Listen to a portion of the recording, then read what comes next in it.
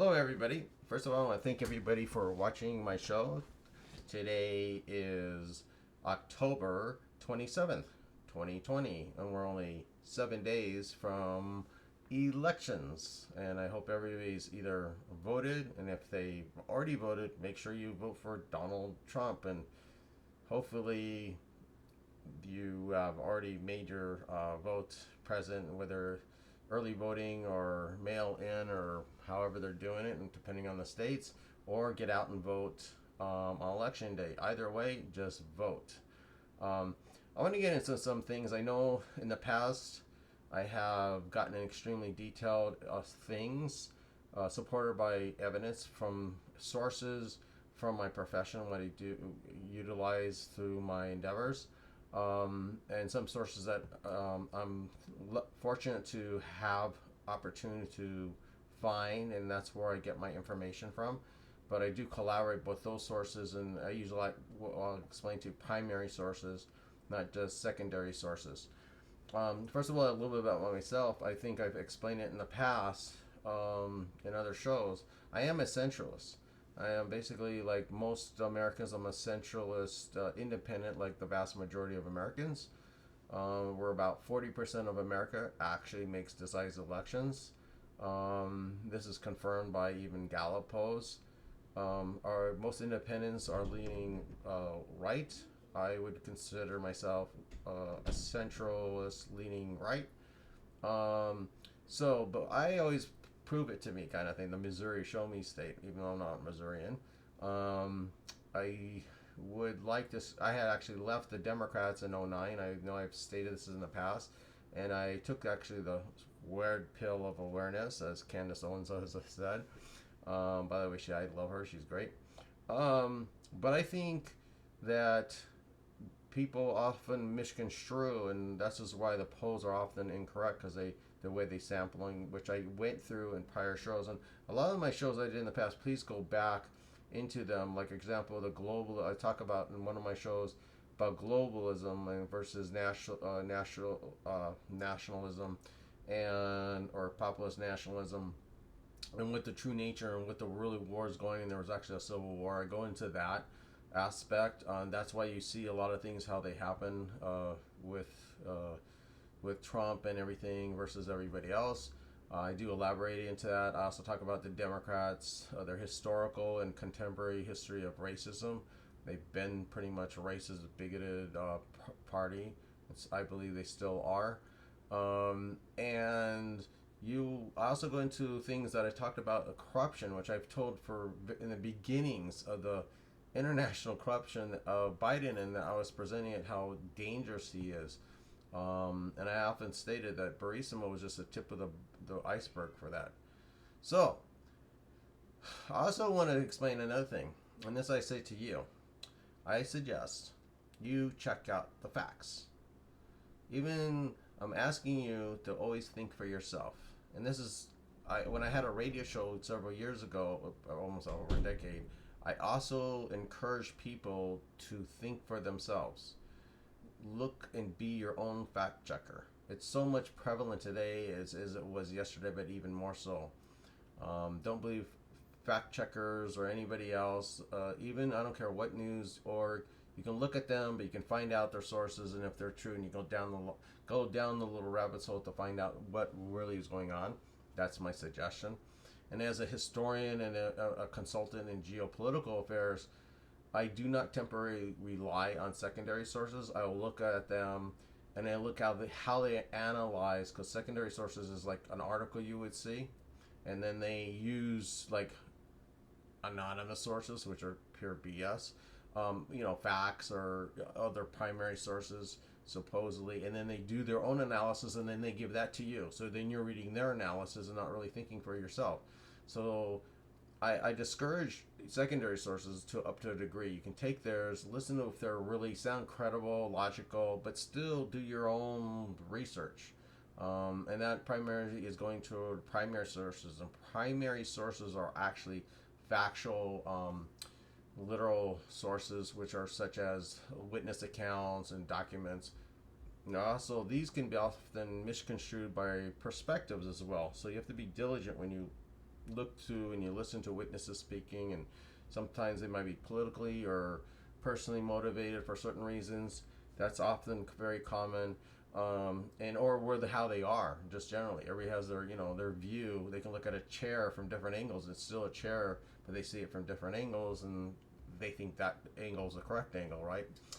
So what we say, like in with geopolitics and history, and you'll probably hear this a lot if you attended in a lot of colleges and things like that. Real, the old school way they used to, when it was a little bit better. They use a thing called intellectual honesty, and that's basically you strive for the facts. You try as best as possible to not input your own personal perspective and just allow those sources to show what they are, and then do your analysis from that.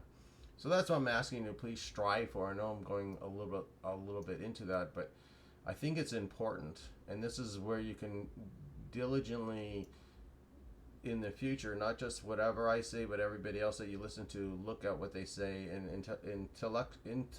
intelligently assess what you think is correct. You know, so as they say, everybody's got opinions. Opinions are like, uh, you know, butts, I guess they would say, and they all sort of smell. So that's what my point was. It just everybody has opinions, but it's best that you form your own opinion based upon your own mind.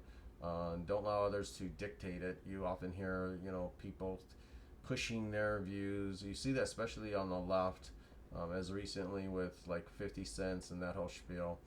And, you can see they push, especially on the left, toward African Americans and minorities who are now waking up, and other people, former Democrats, and or people who were the original liberals, which are open-minded, which I'm not going to get into now, because you can't call today liberals today liberal, because liberal literally means open-minded, which I find sort of funny, because I find, not to get off tangent here, I think that the conservatives are actually more open-minded than the left, so the conservatives today are actually liberal, which I'm not going to get into. Anyway, so when you do an assessment, let's say, and you want to divide the pros and cons of who you were going to pick, when you say, hey, should I pick this guy or this girl or this person or that person, what candidate or anything, right? The whole thing you would like mark off on two sides of the sheet the pros and the cons of the person. Well, in a way, I'm sort of going to do that in a little bit and get into it. But that's basically what I want to show. And I'm going to go through some of the foreign affairs, even though I know I do a lot of foreign affairs, but they truly have a lot of ramifications, and a lot of people don't realize that domestically, and they also domestically have ramifications on foreign affairs. For example, by what Trump did by ensuring that we're energy independent, for example, and making and cutting the taxes and the regulations and making America pretty much independently strong, which it has its own farming, it has its own industry, and the working and the endeavors and the American ingenuity and the individuality. It's already that inspiration that's already in there. It's embedded in American culture. That's what individualism is. That aspirations, by bringing that back into the United States and fix, he created what would be, as a builder created that foundation, and that foundation then allowed him to do a lot of things overseas, such as trade deals, because now we're energy independent. We have our own economy is now booming. By the tax cuts and cutting down the regulations and all those kind of things, he was able to now, you got all the cards in your hand. Now I can go make a deal with Japan. I can make a deal with Mexico and Canada and South Korea. I can actually maneuver things in the Middle East. I can do a lot of things, and and that's basically what has happened. Trump basically thinks like a businessman, but you got to realize he's a builder, and builders build a foundation, build a wall, then you build a roof. This is the scenario basically he did it, and he's not a politician. Politicians are basically, a lot of them are lawyers. I'm sorry if I'm discounting lawyers. They don't crap about business. They don't know how to build up a real functioning arena of a business. A lot of governors do sometimes because they've had to basically run a state. That's why a lot of governors end up being presidents. But him as a CEO of massive amount of economic background that he has overcome and done through difficulties and success. People question his abilities, but I've watched him for God since the '80s, and he's an absolute genius on business. That is a fact. The way he's maneuvering, he's applied the we often in business people make mistakes and they learn from them. You can go back, even Bloomberg, even though I don't like him politically, he didn't redevelop himself till much later in life, and there are a lot of examples of that. Behind every billionaire or millionaire is a poor man because they made it and lost it and came back. But that's America. That's the American spirit, the American comeback. And I've been overseas, I've seen overseas, and they don't have that thing about the comeback. Why do we like Muhammad Ali in fighting, and he's losing and he comes back, or any athlete or might be the underdog. We always root for the underdog and they come back. Why? Because that's the American spirit. We never give up. This is what Trump has tapped into, the American spirit that he often says, make America great again. Making America great is about bringing about that American spirit. The American spirit that was sort of disillusioned especially by the Obama-Biden years, but also, I hate to say, it's also by the Bush years and by the Clinton years. I mean, the last time there was some inspiration actually was during the Reagan years. We haven't had a president like this in decades. So, I'm going to line up the pros and cons.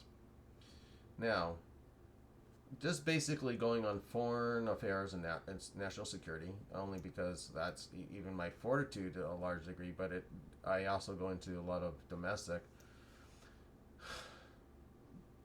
Here's straight up. Biden was for Bush Jr.'s Iraq War. Then we know how that turned out. Again, Biden was for Bush's Iraq War. Trump was totally against the Iraq War. Biden advocated that China be designated as special status as a developing country. Yes, Biden wanted China to be designated as a developing country, so their status would fall on what they call the World Trade Organization, WTO, and other apparatus, so they'd have benefits for trade, so that we would actually give them leverage over us to trade. Basically, it was selling out a country as big as China was to say, okay, you know what, we'll give you a handicap, so for every $100 we give you, you only have to give us back 20. That's essentially what it made it. And usually that status was for helping African American countries that were trying to develop themselves, or Latin American or Asian or anywhere around the world. That status was to be applied to real developing countries in the past, not China. Okay, and you're gonna know that if you look back in the past. Why? I'm not gonna go back in it, but the decades of relationship with Biden of being involved with China that now is surfacing. Okay, now you know why this was happening behind the scenes. And that's why I was always saying this. There's another, this is basically what Biden actually did was gave China the keys to screw over American workers and American manufacturers and American businesses. He just basically screwed the Americans overall.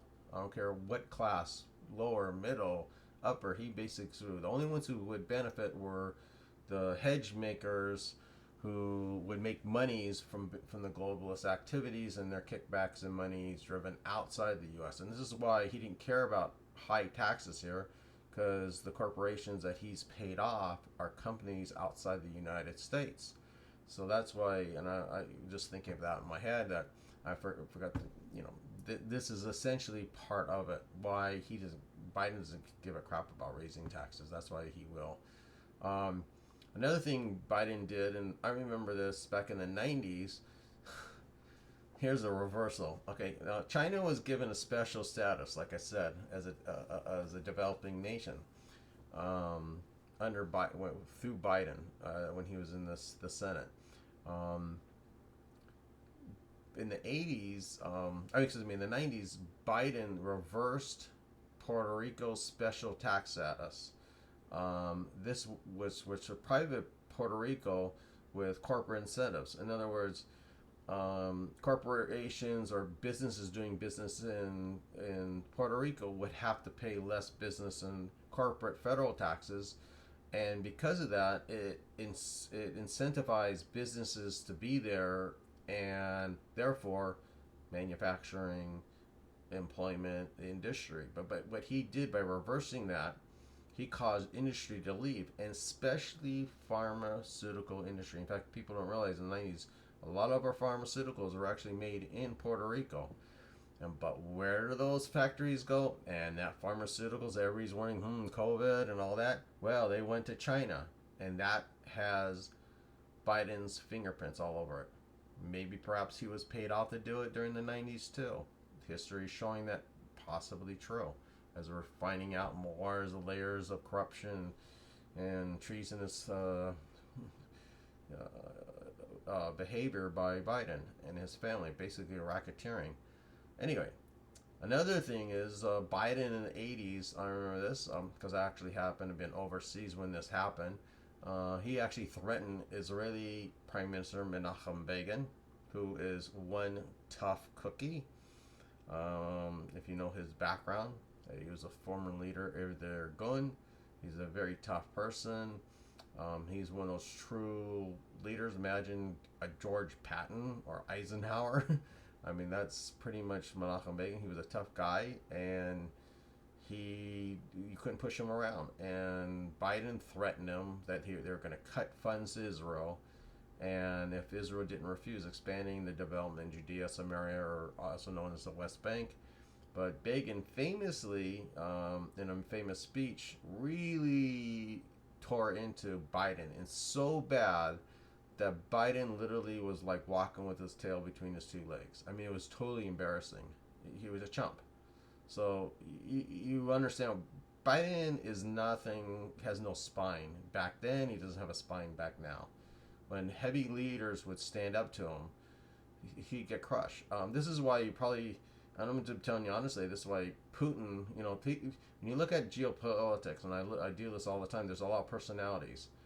And the people who are pretty essentially strong people, even though they might not like them, they end up being diligent leaders, and they have to deal with foes. And there are foes, and that includes like the Putin in of Russia, right? But more important in the last decades, has really been China. China is actually our existential or eternal threat economically, militarily, geopolitically. They're probably one of the massive threats to the United States, but also the world at large. But this is why I was pointing out this 80s. Biden would crumble from Putin.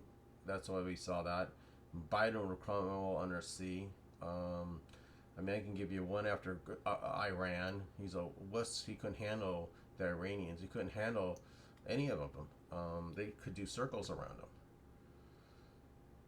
But another thing, Biden, as you probably know, was against the assassination of Osama bin Laden, the leader of the Al-Qaeda.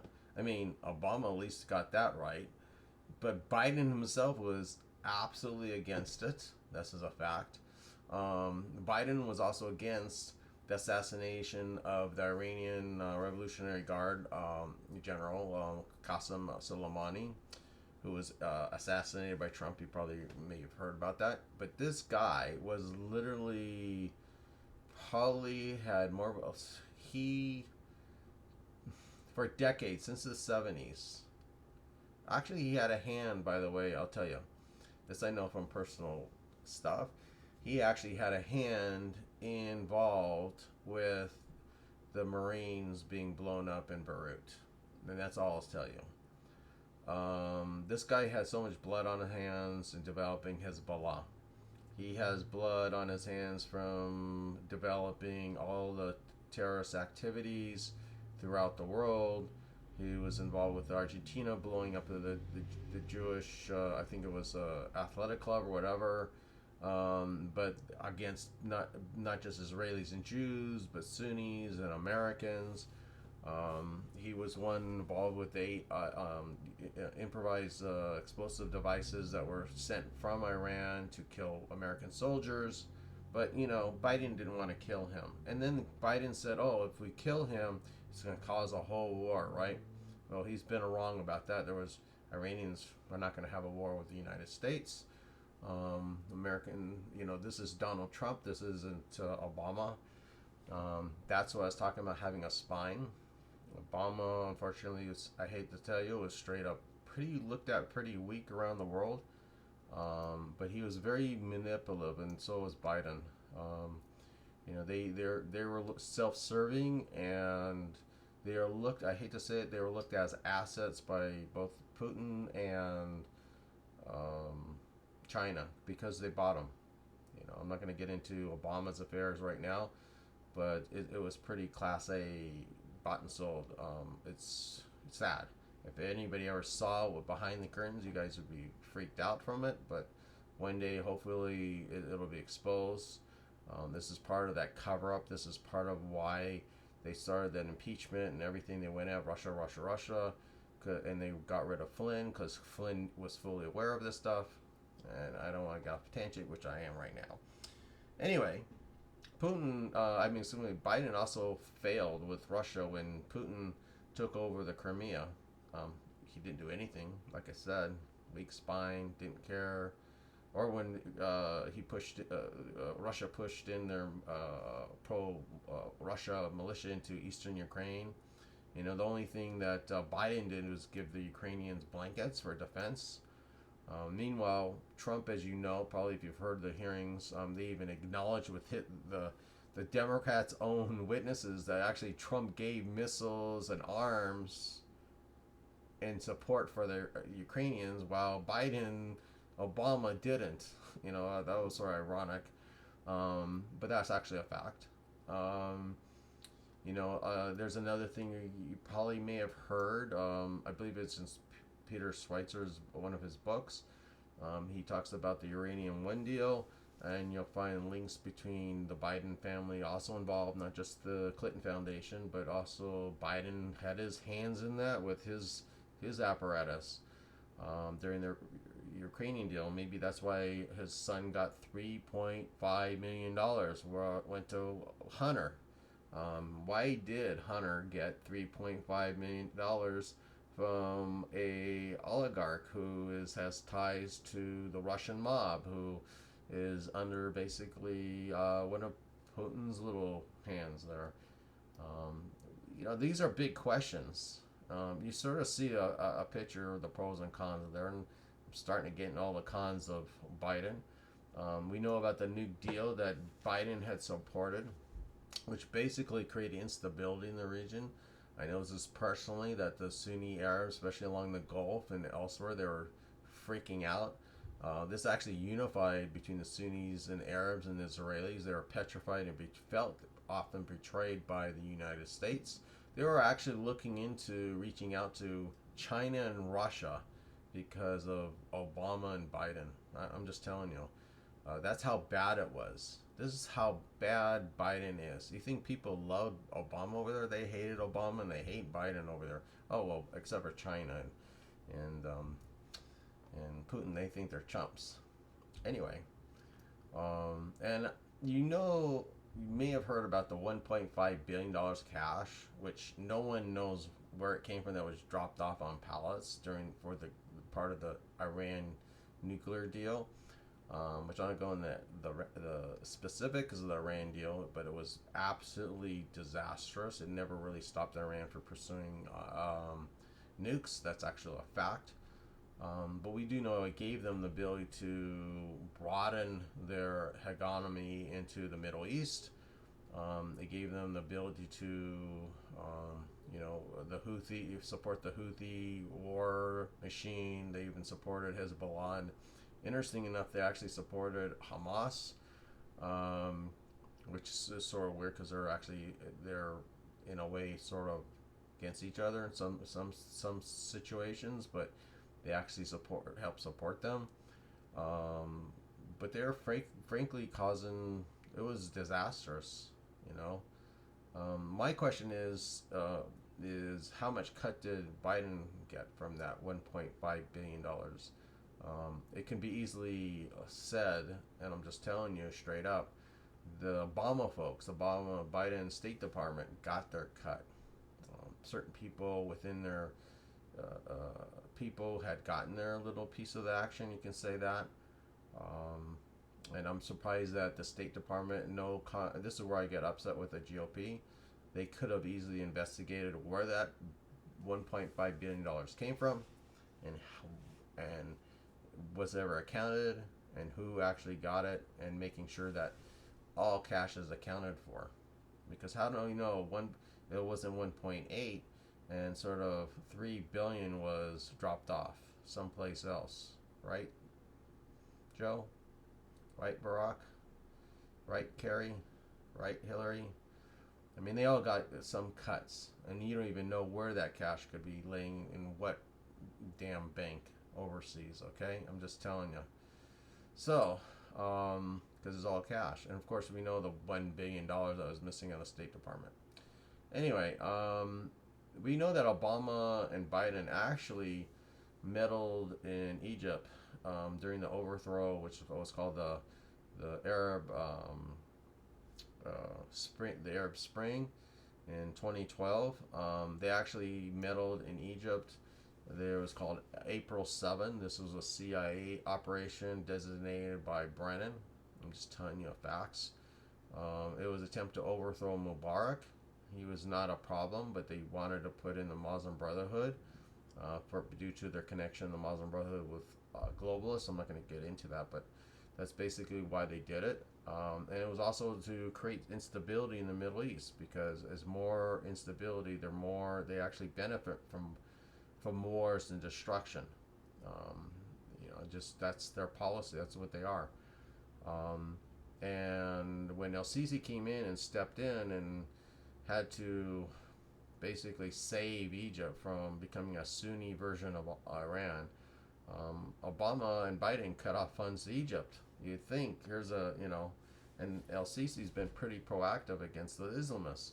So it's surprising. In fact, El Sisi's the one who made a famous speech about telling Muslims that they need to re-revolutionize their theology and not learn to live with non-Muslims and don't push your Sharia and all that crap, and it's my way, the highway kind of Islam, and be more creating a new theology of Islam, because there's people are frankly are misunderstood of what Islam and the different versions of Islam and how it became politicalized, which I'm not going to get in here.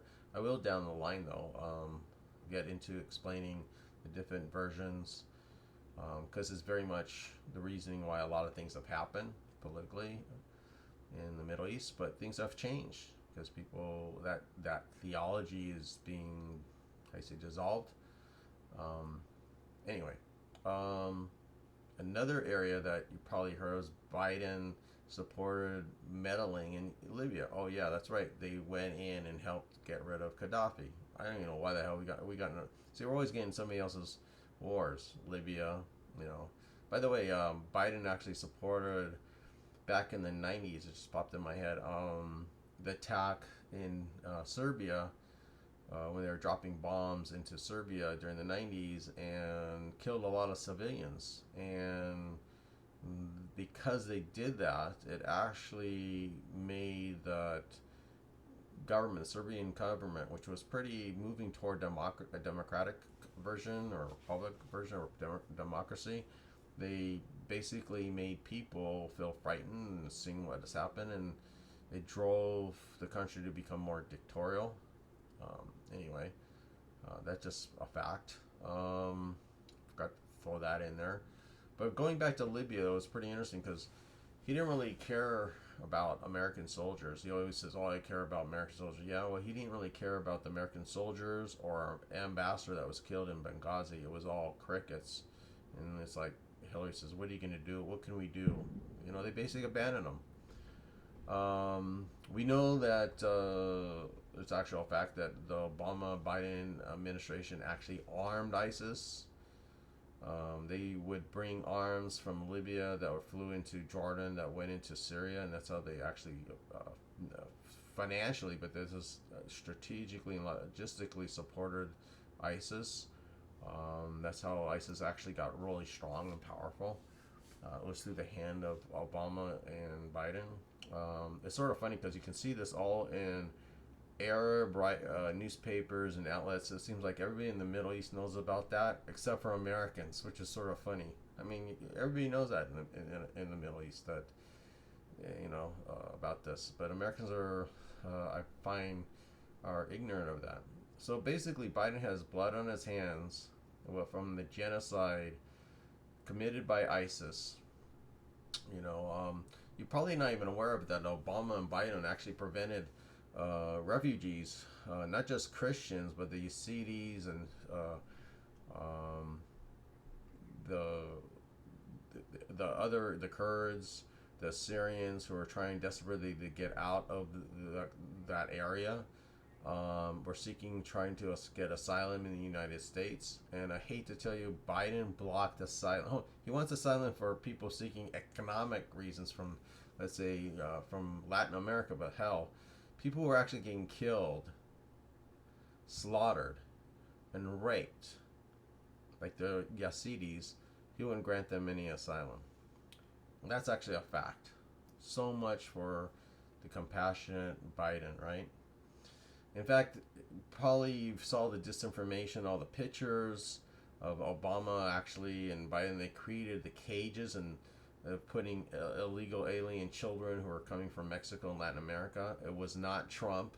It was Obama and Biden who made the cages, and they put the kids in those cages, not Trump. So, but unfortunately, you have CNN and all these MSNBC. They lied. They even took the picture. You can see the picture was from back in the during the Obama administration, the Biden administration. Anyway, but more concerning about foreign policy and the pros and cons. And you probably know about, besides the blackmail issue with Ukraine to stop the prosecution of Brisa, where Hunter was a board member.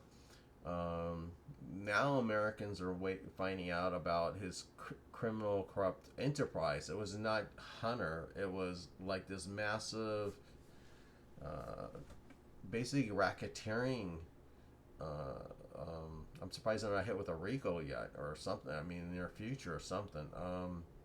That this massive corrupt enterprise with various peoples, which I spoke about in the past, and not only got involved with, like, the Ukraine and Russia, but with China, which, Biden was literally partners with the Communist Chinese Party's military industries, and this is coming out more and more. Even that recent interview, I forget his name, Barbati or whatever his name is, that was being interviewed by Tucker Carlson today, absolutely identified.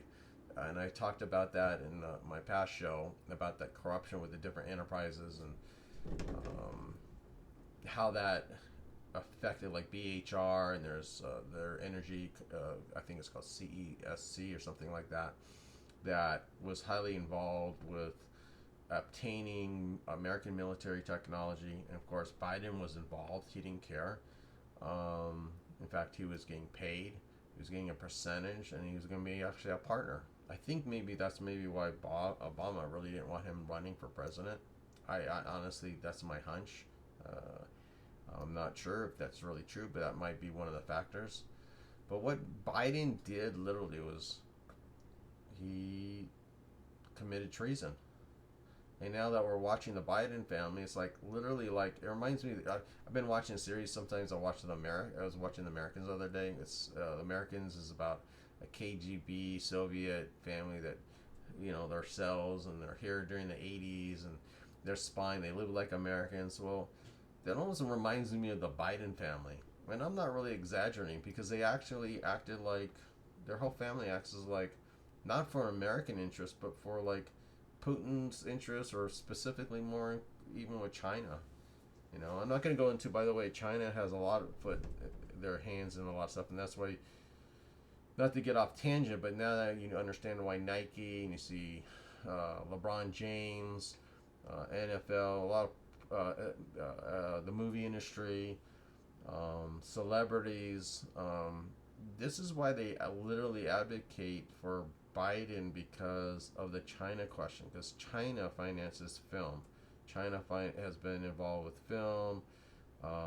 China's been involved with the movie industry and also sports. And and Nike has factories there making their shoes. Just think about that. Even though they're committing massive concentration camps for Muslims, the human rights is discussing there. They're blocking the Hong Kongers for establishing their autonomous free zone, which they're supposed to have. Anyway, but I'm not exaggerating when I say the Biden family is corrupt. I'm certainly not exaggerating when I think Joe Biden committed treason. I think there's more and more people recognizing his treasonous behavior and his nefarious activities by his family. On the other hand, the pros of Trump got rid of ISIS. He brought stability in the Middle East with peace treaties and peace accords, and there's obviously more on the way. He's laying out that foundation. Remember, I told you this is what's happening in the Middle East, and it's solidified. While Obama and Biden weakened our military, Trump has strengthened our military. And he didn't just strengthen it by making it bigger and more money. He actually also gave our military men and women raises, which they haven't had in decades. So think about that. Our own men and women, they're putting arms away, and Congress can vote for a raise for them every year, but not our men and women in arms way. That's unreal. Biden didn't really care about that. And when the VA was a disaster, it was Trump who fixed it. Where Obama and Biden made a crap hole into a shithole, basically. It made from bad to worse under the Obama-Biden administration.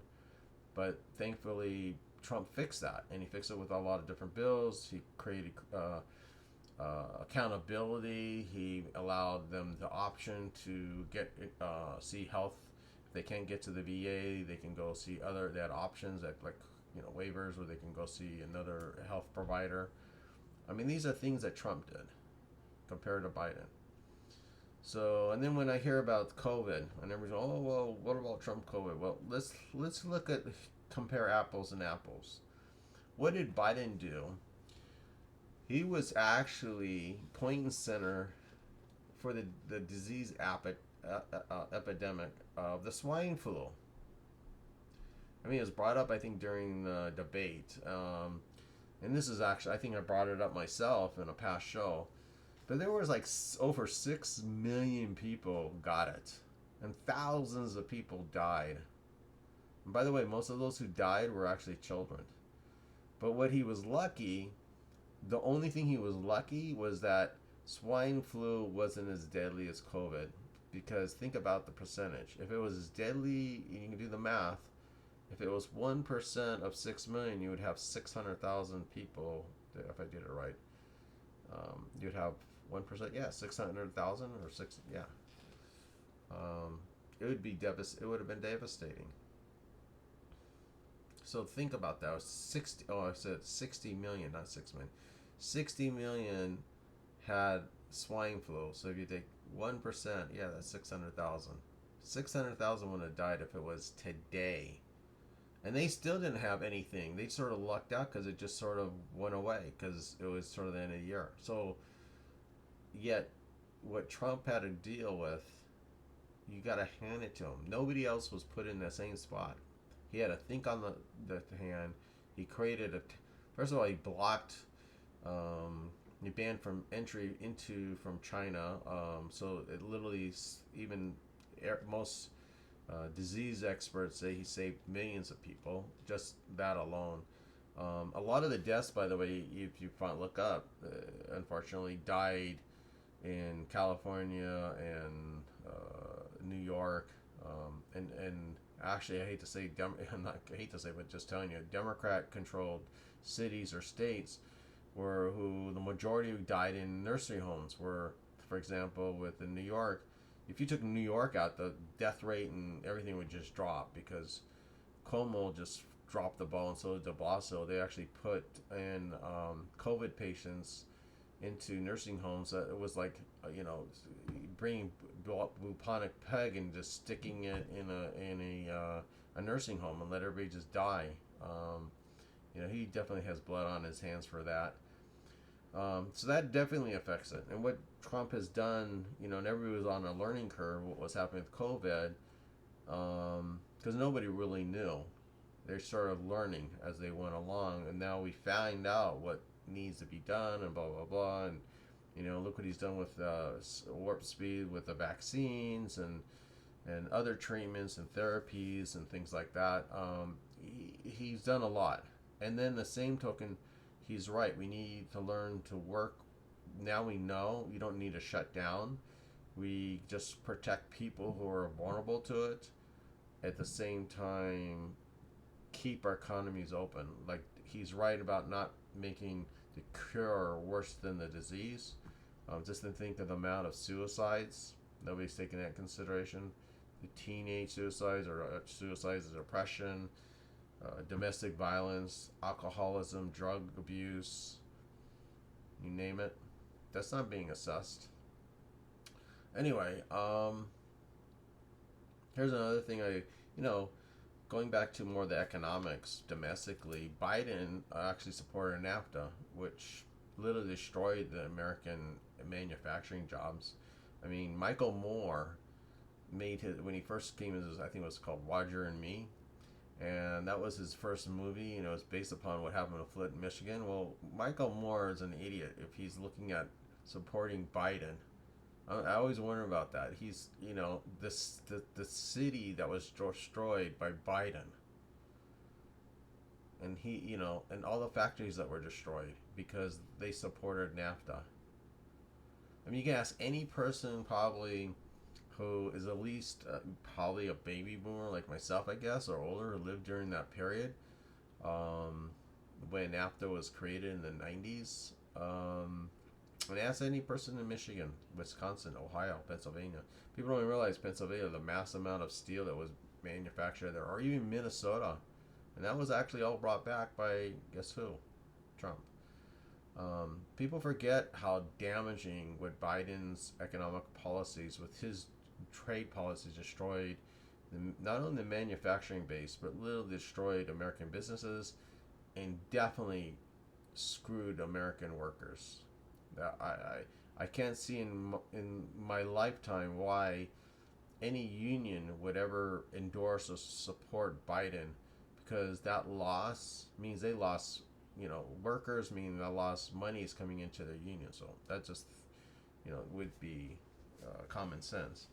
Biden is also, as I talked about in the past, he's a globalist. So he really doesn't really care about American workers or American businesses. That's why he advocates sending your job, your business, your factory overseas. He doesn't care, and it's like I said, he benefits it because he's getting paid for doing it, but he's also from his kickbacks. But he doesn't really care. Another thing I didn't talk about, I think I've talked in a past show, was people don't realize his brother. I mean, was his brother? Is either brother or son? No, his son um, was on. Uh, Hunter was on the board for a credit card company, and you can look this up. This is actually historical fact. And I don't know if you remember during the 90s when they were trying to restructure the bankruptcy laws, which Biden happened to sit on the finance committee, and he was advocating, of all places, for the credit card companies and to make it harder for someone to file bankruptcy. You know, it's funny because I remember Elizabeth Warren actually bashed Biden in the debate over that. Now that I remember, because he was instrumental in screwing again the common American man, the middle class, poor person, man, woman, you know, even to file bankruptcy. He made it easier for credit card companies to go after them, but made it harder for a person to restart their life through the bankruptcy laws. So, or protecting them even. So, you know, when he says he's from Scranton, he was like not from Scranton. Like Trump was right. Was there for a few years, and you know, he nothing like that. If he was there, he sure forgot where he's from. Now instead, on the pros, what has Trump done? I think I stated this earlier. Trump has made American energy independent, and he's brought back millions, almost a million manufacturing jobs. He's brought back steel back into Minnesota and Pennsylvania. And something that even Obama thought, oh, we'll have to have a magic wand to bring manufacturing, and Trump sure did it, right? Obama and Biden actually had the worst recovery, worst in history. The one group of people, demographics, that really sort of ate crap during the Obama, and this is a fact, during the Obama-Biden years, for those 8 years, the worst were affected were by African Americans and minorities. That's a fact. They really they they lost their homes, but their jobs and everything else, but they never really established a really any economic prosperity, and their unemployment was still staggered down. There was no rise in pay. And, you know, and you take in the contrary, Americans under Trump, the first time, first of all, the Americans overall had low unemployment, but African American and minorities and women had the lowest unemployment in decades prior to COVID, and now they're coming back. So because it's basically we're witnessing or experiencing a V economy, but you have to think about that. Basically, the African American community and the minorities were totally screwed. And what did Trump do? Trump brought back the jobs and brought back the business. He created opportunity zones. He's promoted pro-choice for schools, meaning, you know, where it doesn't matter your zip code or wherever, you can go to what school you are to go into. This definitely helps African Americans and minorities, or even lower income whites who live in bad areas, so they can have a chance with a better education. That is essential. It gives just think if you're a mom or a parent, having your kid get a better education gives them better opportunities in life. You know, that's a sort of pretty much of a fact. He's also proposed something, which I thought was interesting. I mean, this was originally came through his meetings with Ice Cube, which you probably all heard about in the news or whatever. But what came out of that was this is established, Trump, one of his promises, and you know, his always kept this, promises made, promises kept. He wants to give $500 million toward African American and minority communities, and he's going to zero in. He has a trigger list of things to accomplish within these communities to bring them essentially back out of poverty, so they have prosperity for themselves. And that includes a lot of situations. It also includes some issues with far as police enforcement and police relations with African Americans and the minority community, which nobody you will hear in the CNN or any of them, but he does care, but he wants, he's law and order, but he also recognizes certain things have to be established, even though I think things are taken out exaggerated, about by the media. I'm not going to get into that. But on the other hand, here's the con of Biden. I have to say, it's sort of weird. Biden's got to be one of the most racist candidates I've ever heard. I mean, he has said stuff about Jews. He said stuff about Indians. Oh, I can, Indians with, the Indians inside the 7-Elevens. He said Jews, go back and live in Israel. That's where you belong. He made that comment. I remember years ago. But he's essentially a racist. He said stuff about Latin America, Hispanic Americans as well. This guy, I remember, people for doing me, you can look this up. I did a whole show on it, but he was a pro-segregationist. He was against busing or integration in the schools. Meanwhile, by the way, while Trump was getting handed awards by Rosa Parks for his help of the African community, George Wallace, who was a Democrat, segregationist, racist, gave Biden an award for helping out with the cause. And they know what the cause is for those KKK racists, and also for the segregationist policies. Biden, he was close with his mentor Robert Byrd, who was a KK leader. In fact, he praised him at his in a eulogy at his funeral. I went into this before in one of my shows about the Democrats and racism, but one of the big bigots is Biden. And then he referred to talking about segregation in schools and integration. He says, "Hell, I'm not going to put none of my kids in that jungle." It's talking about, with African Americans. Of course, we all know about him calling African Americans predators. That's on tape. That's a fact. And basically, and then we know, you don't vote for me, you ain't black, kind of crap. Basically, it's pretty demeaning. Biden talks to blacks like they can't think for themselves, like they're still on the plantation. That's basically, I hate to say it, that's how a lot of Democrats look at them, white Democrats. You see that with Chelsea Handler telling 50 cents, like, a white person telling a black person how to think, like they're little kids. It's demeaning.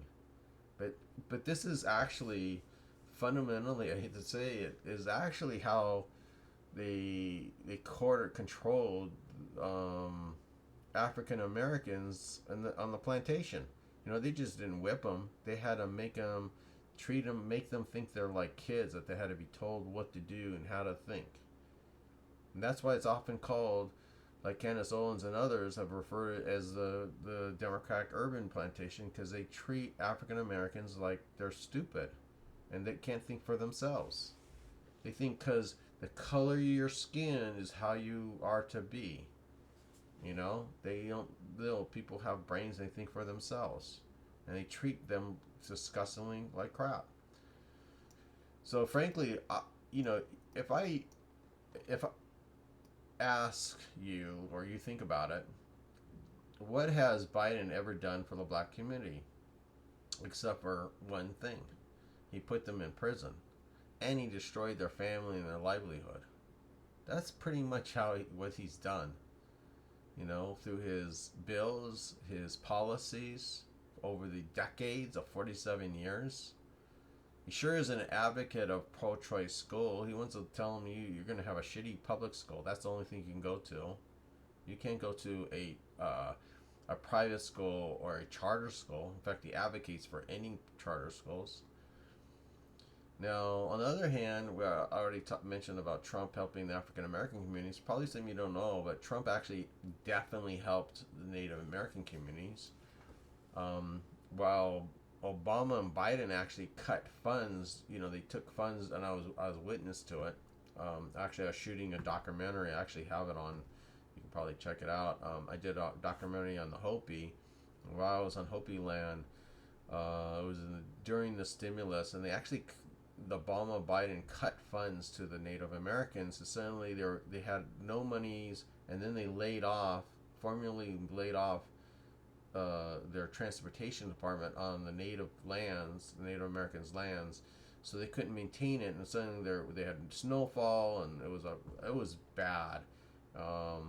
We had to get volunteers to help to move the snow out, and bring up the trucks so they can bring up the logs and winter logs so they can stay warm through the winter. It was crazy. I mean, it was really crazy. And this happened back in 2010 during that winter. But it was bad. I mean, they literally cut funds instead. But Trump actually gave $500 million to American communities.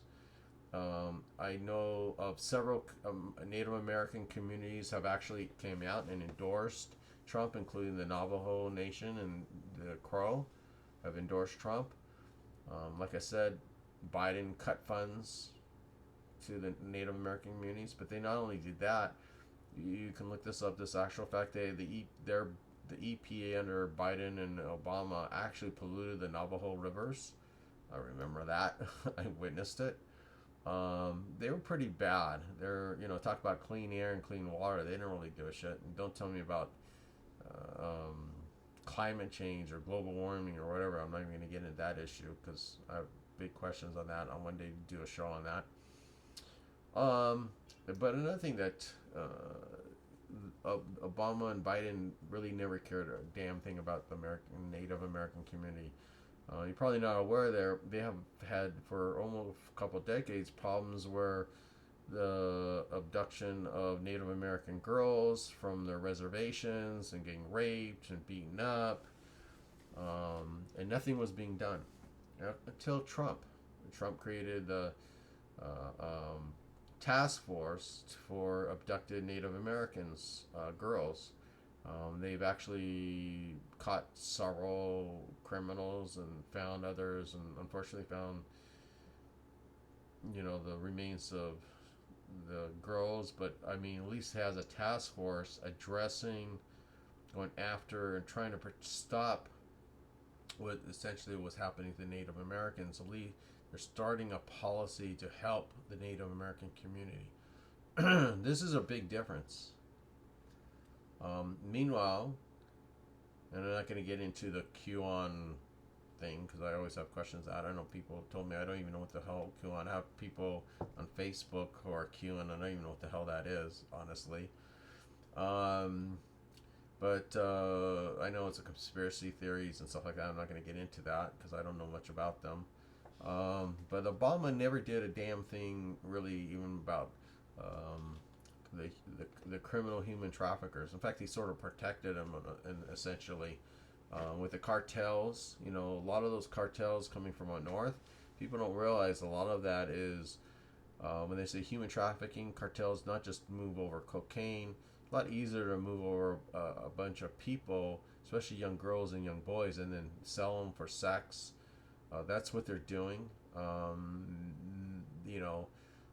Somebody, they were talking in the debate that was like 500 kids that were asked to haven't been returned because they haven't been returned. Well, the fact is, and I actually researched this, those I think 400 or 500 kids who haven't been returned, the parents don't want them. They basically sold them off. So I don't know why. The only thing I can think of that there's some corruption that happened, that they're paid off or scared off. There is a lot of crime within Latin America with certain cartels, and at least Trump has set up a task force, both domestically and internationally, and they've been going after human traffickers everywhere. I know in the United States, you hear it just recently. freed, I think it was like some 50 kids. There's been in Ohio and elsewhere. But they have also, it's not in the news, but you can see it internationally. His task force has successfully, in cooperation with certain, going after human traffickers over around the world. It's becoming probably the next thing, I believe, when Trump's reelected. One of the most zeroed things that he's going to be hitting, and I think there's a lot of certain people involved for the cover-ups. I don't know who or what is involved with that, but there's definitely a cover-up. It reminds me of the cover-up with the UN. It covered up the human trafficking in Eastern Europe back in the day, which is, well known. And then there was human sex trafficking. I believe it was in Africa with the UN soldiers and elsewhere. That was all covered up too. But this is a little bit higher up. Might be, who knows, it might be people with a lot of money, a lot of power involved with that. Everybody knows about the Epstein Island. There might be an association with that. I'm just throwing those things out there that might be come into fruition. I'm just giving you a heads up on things that you might hear during the Trump administration, during the next Trump administration, that certain people, you'd be surprised, might be involved with, or anyway. There's another thing that I want to bring up is I think seriously that's going to be what I always question is our rights, our constitutional rights. Biden talks about taking away your Second Amendment, taking away your right to bear arms, the right to basically defend yourself. People don't even understand why you have the Second Amendment. It's so funny. It's not for hunting. It's not even for personal safety, actually. It's actually a barrier so a government doesn't become fascist or totalitarian. The first thing that Nazi Germany and Mao and Stalin and all those dictators, the first thing they do, or even what's his name, not Maduro, but Chavez did in Venezuela, is actually take away people's guns. Because once they were able to take their guns away, the next state was essentially a police state. Unfortunately, a lot of young people don't read the book called 1984 or George Orwell's books, Animal Farm, and they learn what was being warned about and what was the importance and why we actually have gun rights. But I'm not going to get into all that part. But the thing is, Biden is not only against your Second Amendment, which Trump supports our Second Amendment. Biden wants to destroy your First Amendment. He wants to curtail your free speech, tell you how to think, what you're allowed to view, what you're allowed to write about. One of the people proposing, the Democrats, actually literally want to create a commission to go after people who supported Trump and go after them for their free political opinions and speech. They want to go after people's religions. Now, I'm not Christian, but damn hell, they have the right to choose their religion. Just as Muslims and Jews and Buddhists and Sikhs. This is one of our instrumental rights. Your right to prayer, your right to religion, your right of free speech. I mean, we see with technology today how it's shut down New York Post, such as Twitter and Facebook. And these vehicles have undermined our own Bill of Rights, and they need to be addressed, which I will get into another day. First things first. While Trump wants to follow and preserve our great constitutional and our Bill of Rights, Biden wants to destroy our Bill of Rights and our Constitution for his own political power, for the political power of the Democrat Party.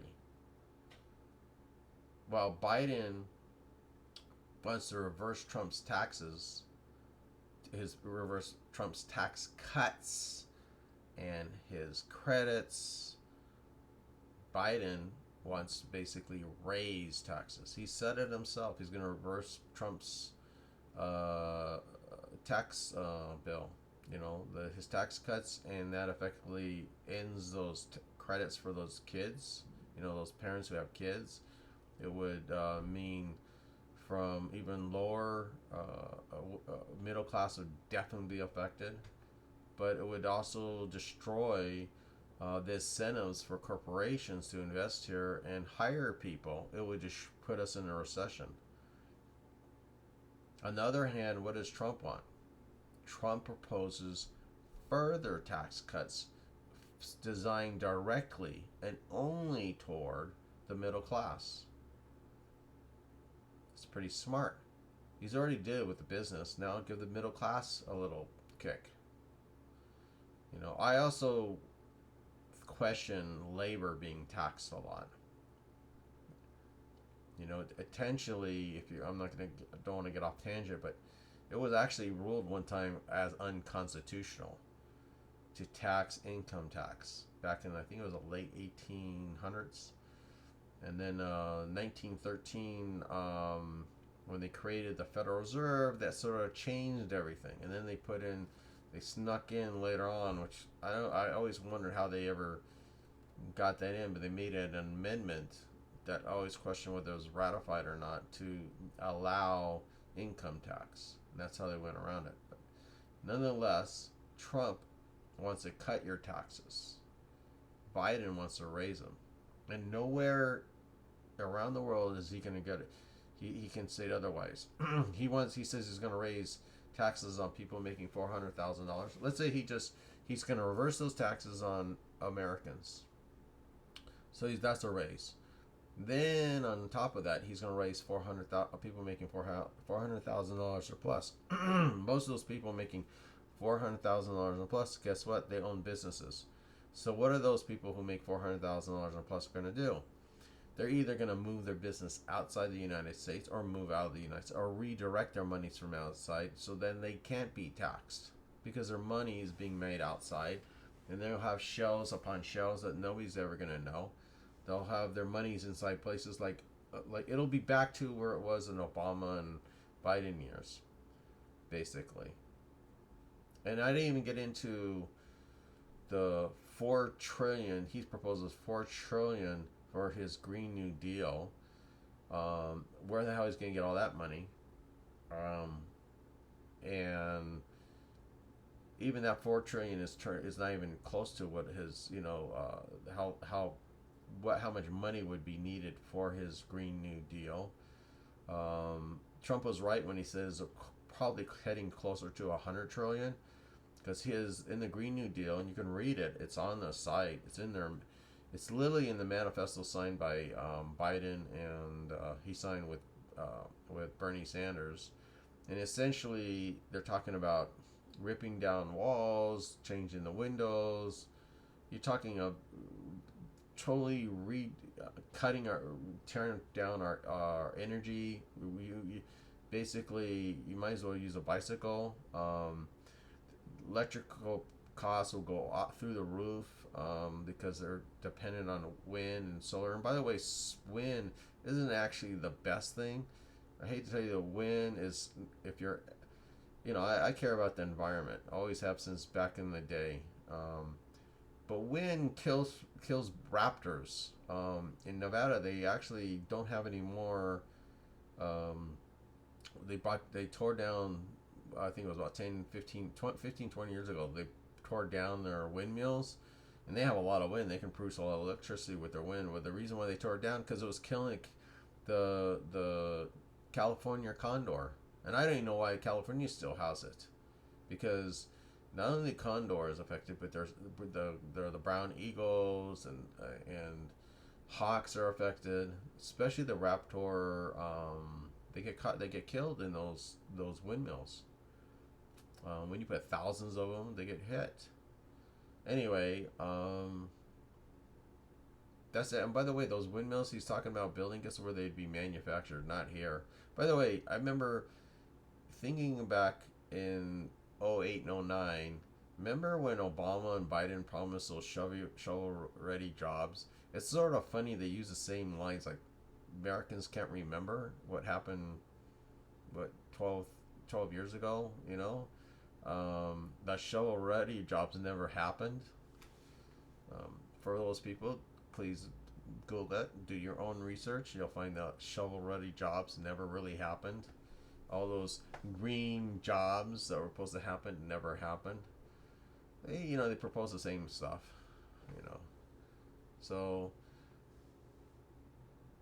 but going back to the our Constitution, that is really bothers me a lot when I see that. That's, for every American, what makes us different from any country around the world is our Bill of Rights. We're the only country actually that has a Bill of Rights. We're the only country that actually has free speech and a Second Amendment, and we're the only country that has right of due process.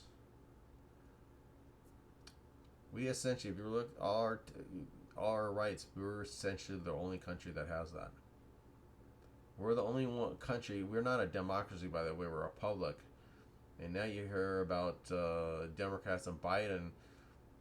They they try to play games with words of packing, but they want to pack, meaning add new justices. So basically, our Supreme Court becomes a political arm of whoever's in power.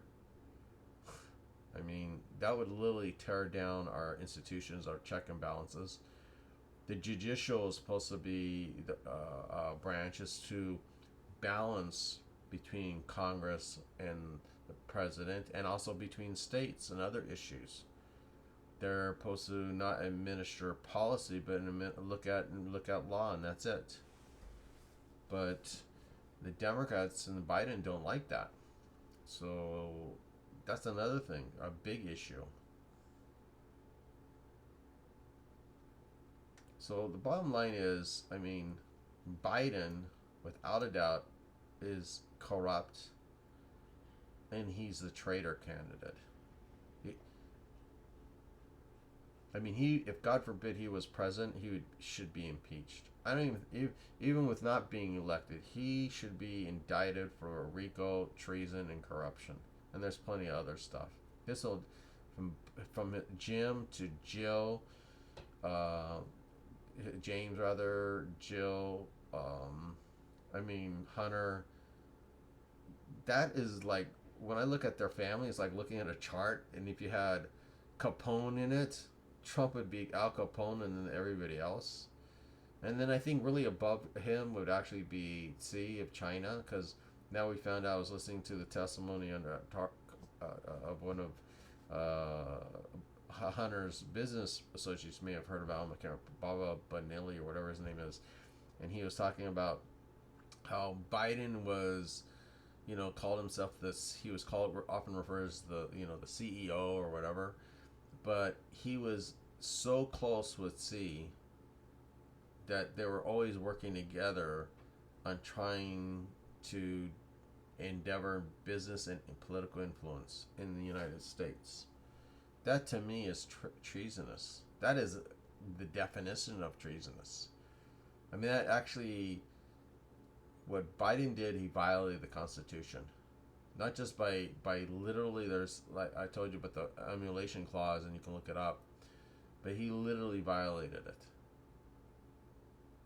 So Biden is the corrupt candidate. He's the traitor candidate. And on the other hand, Trump is the jobs president. He's a law and order president. He's the energy and equal opportunity president.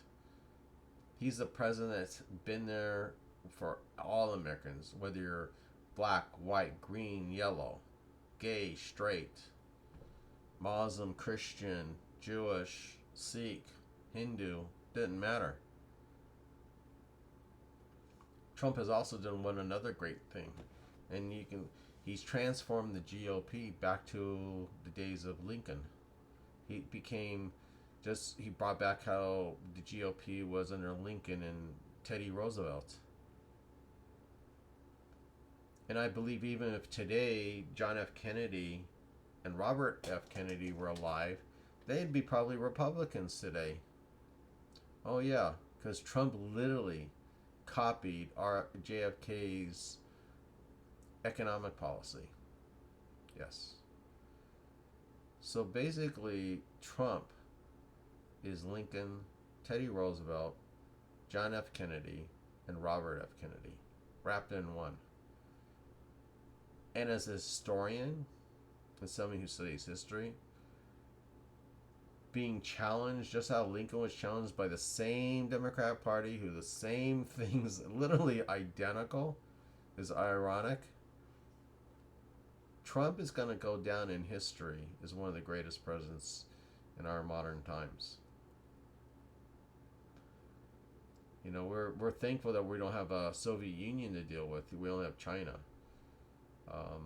But you know, we're everything when you have a president are situated for certain times. Trump is for our times. You may not like the way he speaks. He may be rough. They used to say that about Ted Roosevelt, by the way. He was real rough on the edges too.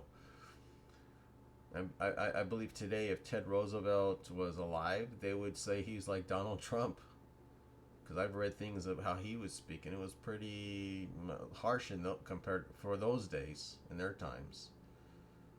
But the bottom line, what has he done? What has Biden done? Trump has been only president not even 4 years, and look how much he's accomplished. Biden has been over 47 years in public office as a senator and vice president. What has he accomplished? His only accomplishment was to screw the African Americans and target them, putting them in prison. His success has been helping China become placing them as a developing nation so they'd get better deal in the trade deals. Screwing America basically with trade deals, and abdicating his sworn in duty to protect the United States. You know, they actually have to swear in, both as a senator and a vice president. They swear in, and he violated his oath of office. He's a criminal. He's a traitor. It's pretty, I mean, it's not even close to, I look at Hillary Clinton, as bad as she was, she's like Snow White next to Biden. Literally. And believe me, Hillary to me is corrupt as you can get. She may have been involved with the Uranian one deal, which I think to me is borderline treasonous, but she did not create a corporation, up till now I'm not aware of, that was involved with getting military industrial technological secrets of the United States. That is absolutely disgusting and treasonous. That's Biden and his family. They're everything that is wrong. When Trump called him a politician, you think the corrupt politician? Yeah. Biden is the Citizen Kane of corruption. You can probably make a movie about him and his family and put Al Capone, instead of Al Capone's name, put Biden's name. He's the big guy. He's the corrupter. He was a CEO. He was a chairman, as they often called him. And Trump, on the other hand, gave up money to be president. He gave up his net worth. By the way, there's another thing I think I may have said in another show. Biden's net worth was $400,000 in January 2017. 6 months later, he was worth, I believe, over $20 million net worth by June. Now we know. That's just on paper. Who knows what else? So, I ask you, get out and vote. And if you haven't voted yet, vote. This is probably the most important election in my lifetime I can remember. And God bless America. and thank you for watching my show.